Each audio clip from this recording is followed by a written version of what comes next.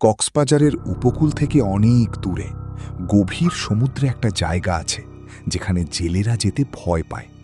জায়গাটার নাম মৃত ঢেউয়ের এলাকা। সেখানে মাঝরাতে নাকি একটা পুরনো জাহাজ দেখা যায়। জাহাজটা পুরো কালো কুয়াশায় ঢাকা থাকে, কোনো আলো নেই, কোনো মানুষ দেখা যায় না। কিন্তু সবচেয়ে ভয়ঙ্কর ব্যাপার হলো, যে জাহাজ একবার সেটার কাছে গেছে সে আর কখনো বন্দরে ফেরেনি। সাগর ছিল এক তরুণ নাবিক, ছোটবেলা থেকেই সমুদ্র তার নেশা। এক রাতে সে তার ট্রলার নিয়ে গভীর সমুদ্রে মাছ ধরতে বের হলো। সঙ্গে ছিল আরও 4 জন জেলে। আকাশটা অস্বাভাবিক মেঘলা ছিল। বয়স্ক জেলে কুদ্দুস হঠাৎ দূরে তাকিয়ে ফিসফিস করে বলল, আজ সমুদ্র ভালো না। সাগর হাসল, সমুদ্র আবার ভালো খারাপ হয় নাকি? কুদ্দুস ধীরে বলল, যখন কালো কুয়াশা নামে তখন হয়। রাত বাড়তে লাগলো, চারদিকে শুধু ঢেউয়ের শব্দ। হঠাৎ ট্রলারের ইঞ্জিন কেঁপে উঠল, তারপর ধীরে ধীরে বন্ধ হয়ে গেল। সাগর বিরক্ত হয়ে ইঞ্জিন দেখতে গেল।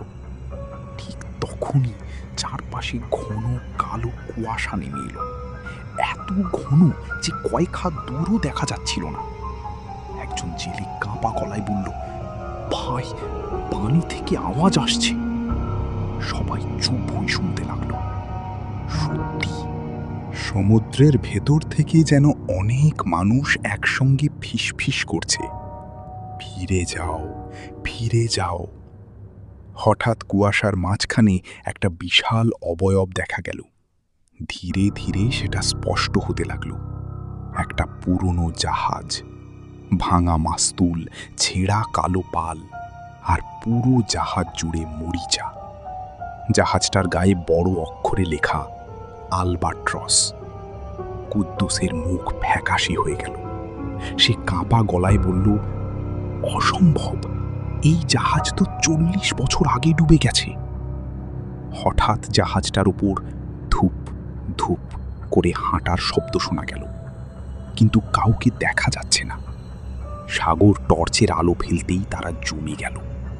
ডেকের উপর ভেজা পায়ের ছাপ তৈরি হচ্ছে, একটার পর একটা, যেন অদৃশ্য কেউ হাঁটছে। তারপর জাহাজের ভেতর থেকে একটা কর্কশ গলা ভেসে এলো, আমাদের সঙ্গে চলো। হঠাৎ তাদের ট্রলার নিজে থেকেই জাহাজটার দিকে এগোতে শুরু করলো। ইঞ্জিন বন্ধ থাকা সত্ত্বেও ট্রলার থামছিল না। একজন জেলে আতঙ্কে কোরআনের আয়াত পড়তে লাগলো।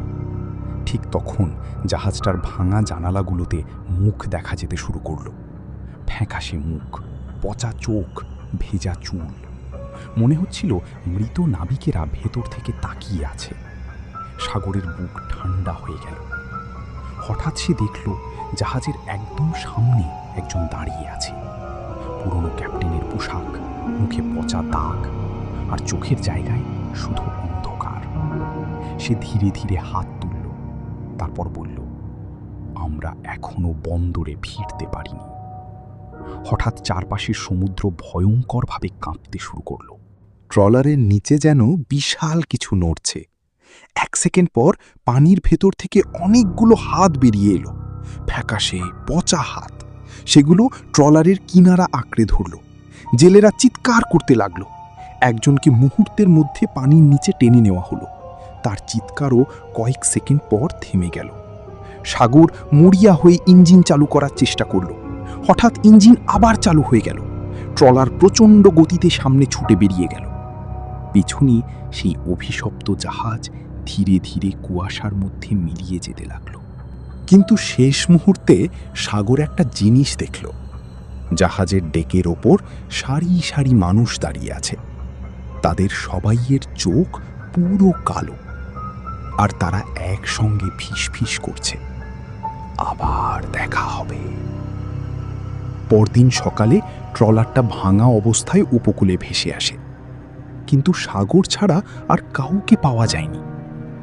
সাগর এর পর আর কখনো সমুদ্রে যায়নি।